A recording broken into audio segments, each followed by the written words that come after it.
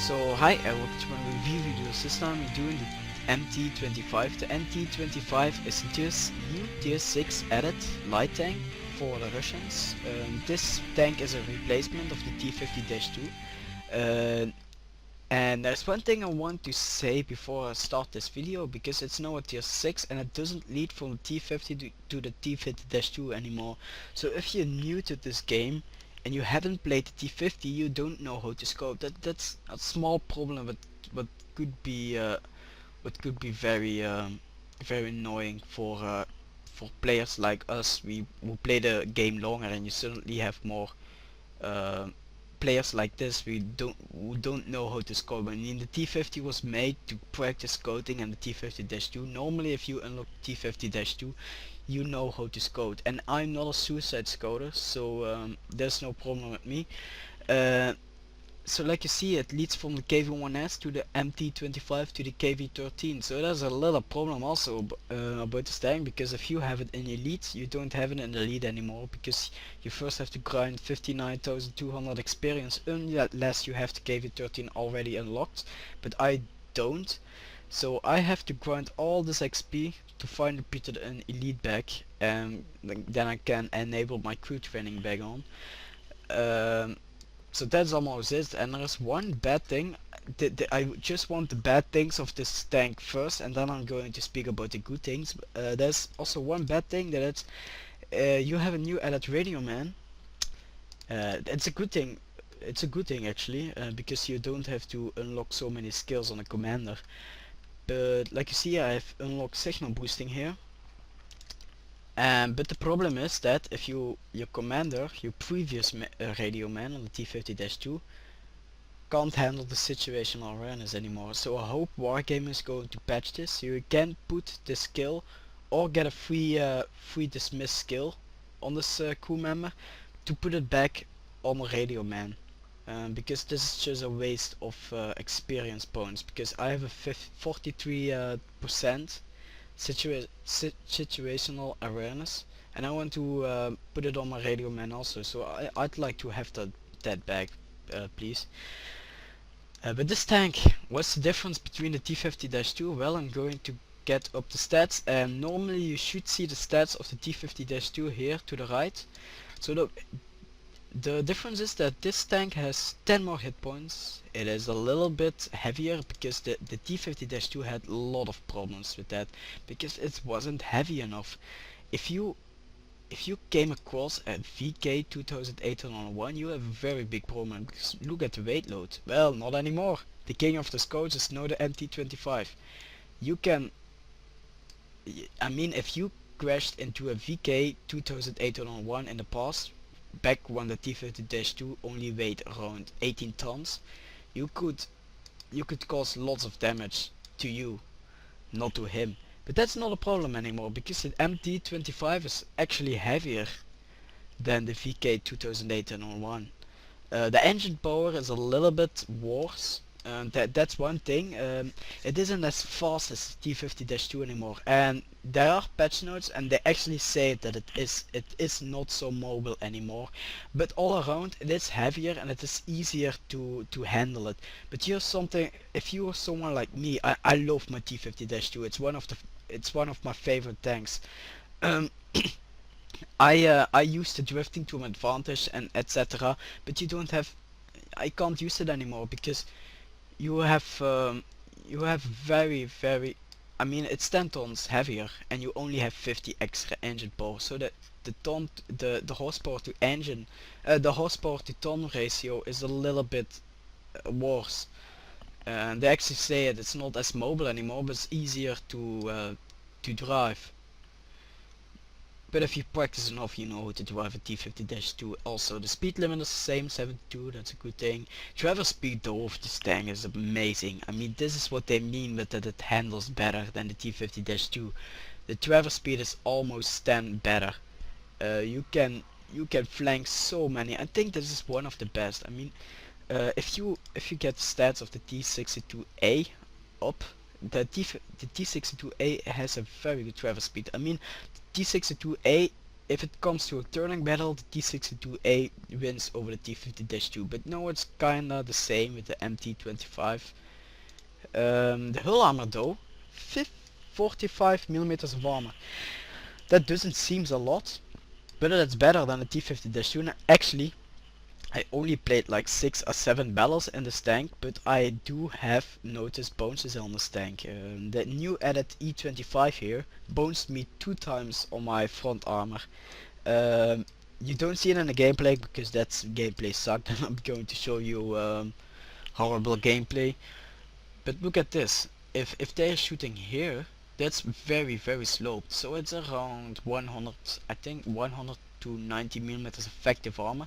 So if there is a gun and you're a little bit angled, they will bonus you easily. Plus the matchmaking is not that horrible anymore as it used to be on the T50-2. You still end up in tier 10s, but not a lot anymore as it used to be. So the turret armor is very good. It's almost the same as T50-2. I mean, it uses the same gun, it has the same gun mantle. It's kinda the same turret also. If you look at it's just the same as the stock turret of the T50-2. The standard shell damage is of course the same because it's the same gun. The rate of fire is actually better than the previous one. The turret reverse is, well, I can get up these stats because the gun where it's mounted is the same. So you see that you actually have a better rate of fire, but that extra 0.05 seconds is not going to help you, I think. The turret traverse speed is much better either, so this is what I mean, that it handles better. But the speed is, you have to wait longer until you build up that speed. The view range is the same, the signal range is same also. It uses the same, it doesn't use the same radio, so you have to buy it again. You have to buy it. You don't have to unlock these things. Plus the engine, one different kind is that the engine is actually cheaper than the T50-2. It is, so if you're someone who has money problems, well, not anymore with the MT-25. The chance of fire is very low also. I mean, the T50-2 had a 20% rate of fire. So here we have the 57 millimeters. Is well, I'm going to review that. Review this tank as a tank that I never played before, so I'm not going to repeat all my, I'm going to repeat my T50-2 review video. So what it does have is good penetration. I mean, 112 millimeters penetration, that's a very good penetration. For a scout tank it is. I mean, you can't penetrate people frontally, but with your speed you can go around, and well, not that good anymore as T50-2, but you turn faster. And you will easily get around them. I mean, with premium ammunition you have a penetration of 189 millimeters. That's a lot. You can even penetrate frontally with this gun. The damage, 85 millimeters. Of course, it's not a lot, but the damage per minute is very high. I mean, you shoot every 2.5 seconds. The accuracy though, still don't know why Warm Gaming did this, because the Russians are known for their horrible accuracy, but for some reason they give the scope a very good accuracy. I mean, you can snipe with this tank, and you will see doing it in the gameplay, me doing it in the gameplay. The aiming time, well, you don't really need aiming time because mostly you're just, well, nearly on his ass, so there's no problem at all there. The different kinds of turrets, that's not amazing. I mean, 48 traverse speed is very good. Engine, tracks are good. And of course you need a tier 10 radio as a scout. So what I recommend for you to use on consumables is then enhanced torch and bars. You have plus 10% load capacity and enhanced durability. What I mean with enhanced durability is that your tracks have more HP. Yes, your tanks have HP. Just wait a second. Okay, so the tracks have more HP. Normally the tracks of a scout have around 240 HP, and with this thing you increase it by 10%, so you have a 24 more HP on the tracks, and this is very handy. I mean, if you're on a rocky map, you will jump around all these rocks, and with this it's not a problem anymore. Because you can take jumps and still, I mean, if you took a jump in your T50-2, you were dead. Your tracks were broken even if you jumped like 30 centimeters. But this is not a problem. I mean, I had a jump where I nearly jumped 2 meters and my tracks weren't broken. But I have mounted this item, so I don't know how it feels without it. Toolbox is a very handy thing to have, but mostly if I'm tracked, I use a repair kit, because I'm not going to wait for my tracks to repair, because mostly it's suicide. Plus 10% to aiming speed. Well, for scout tanks you need to have this. Because mostly you're on the move, but if you're not, because I'm more a passive scout. I scout, but I also stand still and try to spot those people and try to behold my camouflage so I can get around them and get to the artillery, if you know what I mean. So at plus 10% to aiming speed is a very good thing to have, but if you're someone who's more aggressive scouting, I think toolbox is a better thing to have for you. Engine, not really. If my engine is damaged, I repair it. But if you don't like to spend repair kits, I think it's better to go with the cyclone filter.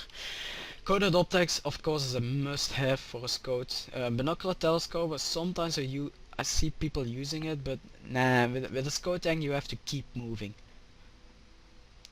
Unless you're like me. Camouflage net, no. Light sparliner, well, since the new update, artillery is not a big problem anymore, so I think light spot. I mean, in the past they absolutely wanted to kill you. With the splash damage, this was horrible because of the weak armor.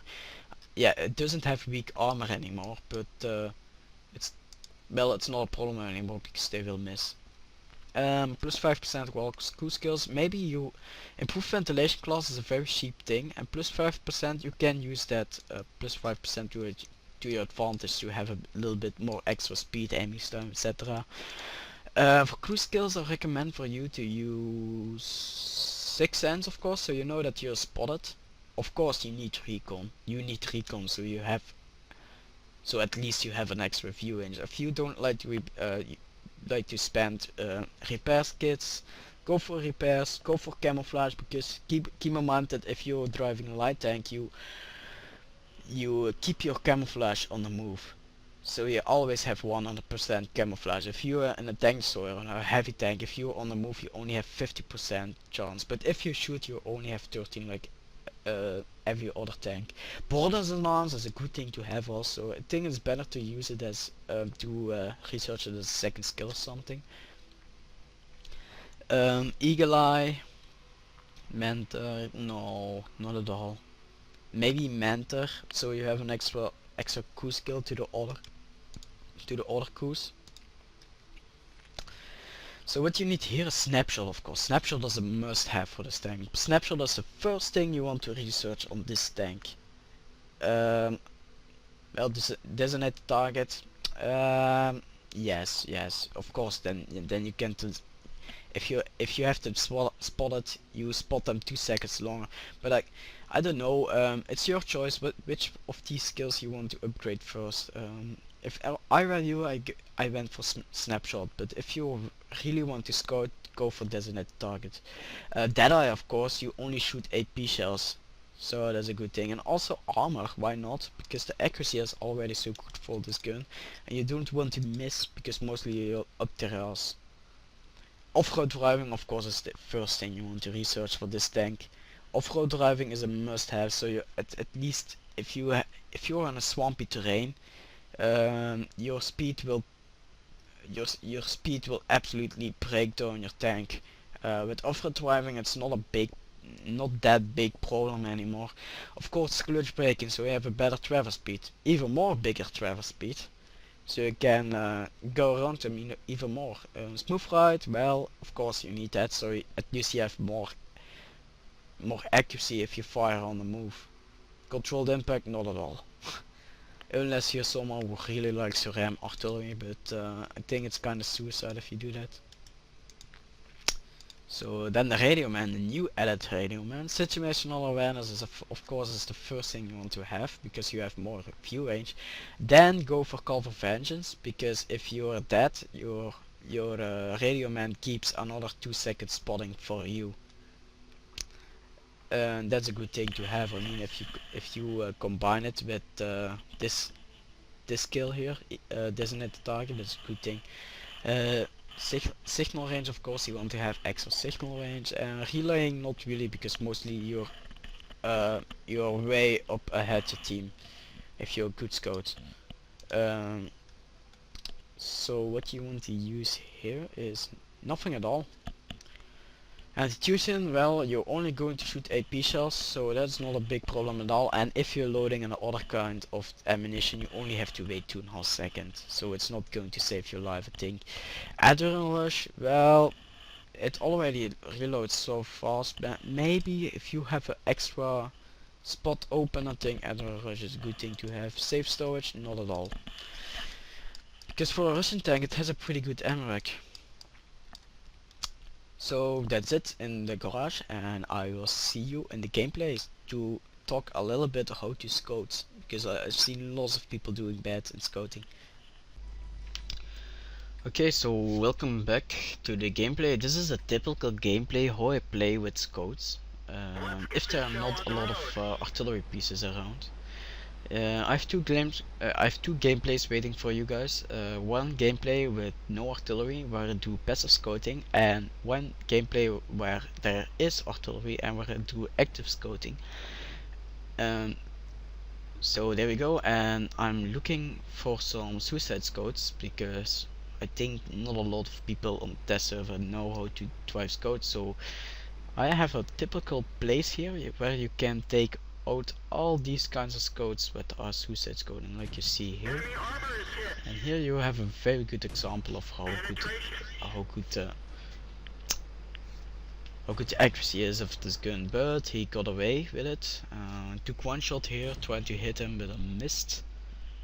And he got away with it. But one of my guys got killed, and he got killed also there. So there we have, and what you want to do is, if you are driving in a light tank, you want to bully people. You don't want to rush onto them and try to take hits. No, let your team do the job. Don't do anything at all. You can take hits with this tank. You have a 560 horsepower, but it's enough to take 2 hits from a big guy. I mean, here I'm bullying that tank destroyer by going around it all the time. So I'm trying to lead this tank destroyer around him so that 59-16 can finish him off, taking some hits, but the gun depression killed me there. Wanted to hit him, but the accuracy on the move failed me here. And there we go, the E-25 took out him. And I'm driving towards the base because if you see there on the right screen, right bottom, I mean on the left bottom of the screen, there are lots of tank destroyers. This is like the light tank. It's bad dream because there's so many tank destroyers and you can get around them so easily. But they're very much. I mean, the E-25 is a very mobile tank. I will do the E-25 review Monday. Normally I don't use auto aim, but I only use auto aim if I'm scouting. So there we go, and got a shot at him. He bounced on me.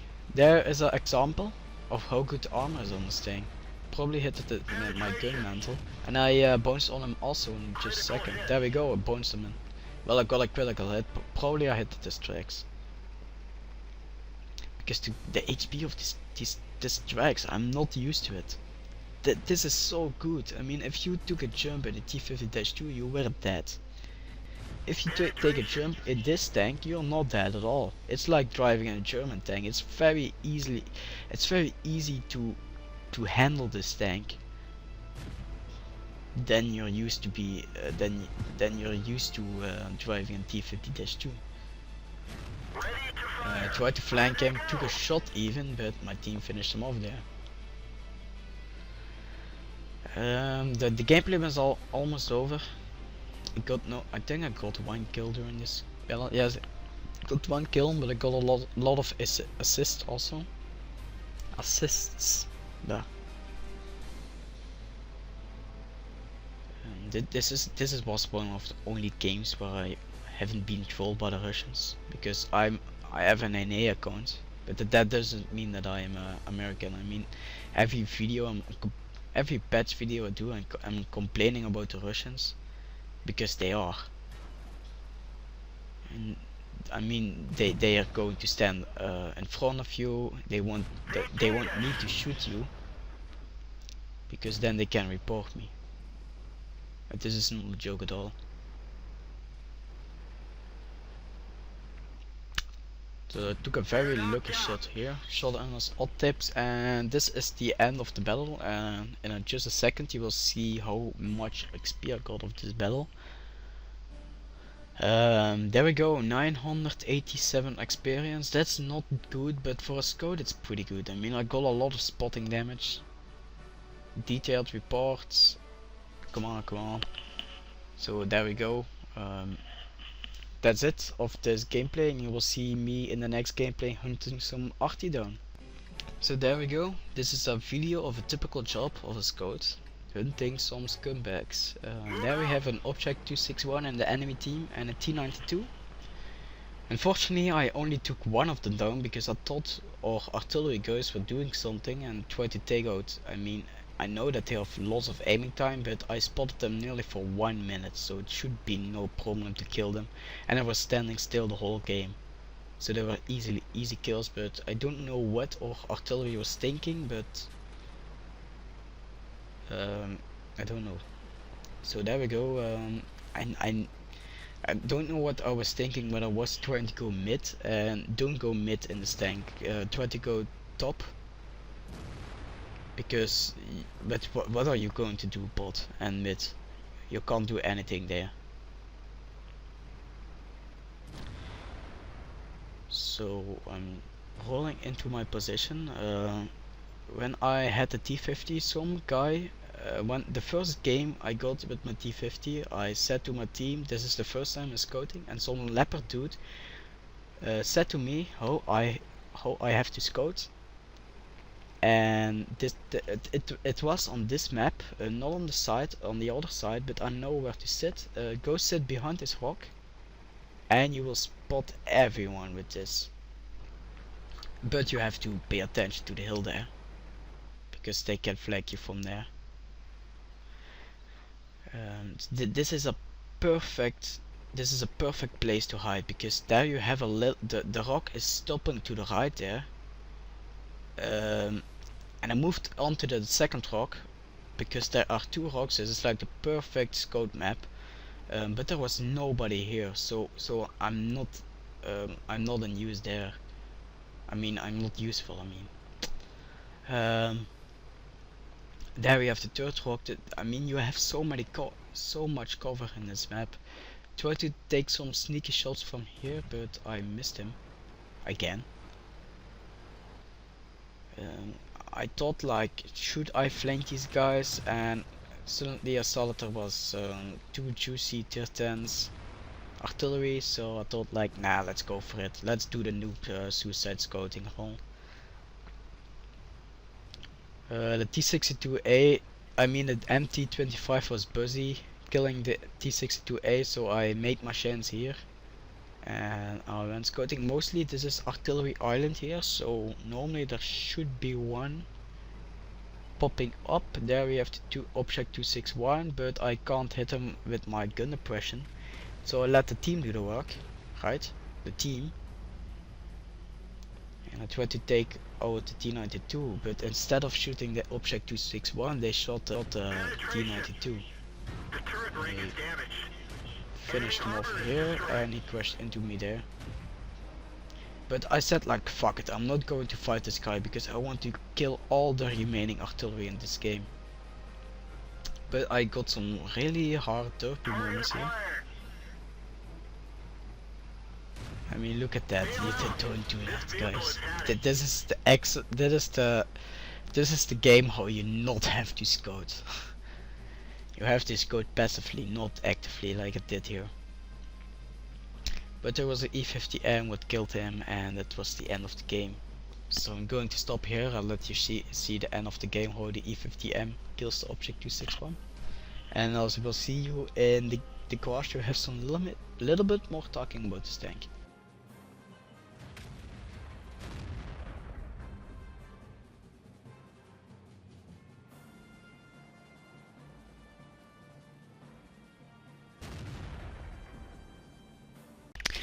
So there we go, and to end this video, that MT-25 is actually better than the T-50-2. The only difference between these two tanks are that this tank is a little bit bigger, it's easier to hit. The view range is the same, the armor is better, and you will bounce some shots because of the very good angling on this tank. It is heavier and easier to drive therefore, because you will not slip that much anymore like you used to be in the past. It has better tracks, it has more HP on the tracks, and that was a big problem with the T-50-2. Always if you jumped a little bit, your tracks were broken. Not anymore with the MT-25. It is heavier and you don't have to be afraid of the VK 2801 to ram you, and you can also ram artillery pieces with this tank, and you don't have to avoid those anymore. The gun is the same, the only difference, and what it really sucks at, is that you don't reach your top speed that easily anymore as you used to be with the T-50-2. It takes longer because it's heavier, and the engine power may be better, but the engine power to ton is it's worse than the T-50-2, because the T-50-2 is almost 2 times lighter than this tank. But it's a good tank, and I will enjoy to drive it on a normal server. So I'm going to end this video. Demo creation rules, and you can choose a tank for my garage. What do you want me to review next? Place it in the comments below, and also try to check out my channel so you know what tanks I've already reviewed. Monday I'm going to do the E-25. It's a very mobile tank, it's very stealthy, but it doesn't have a good gun, and that's one big con for a tank destroyer. And probably Tuesday or Wednesday I'm going to do the new British artillery. So that's it, and I'm follow, and I'm off. Bye.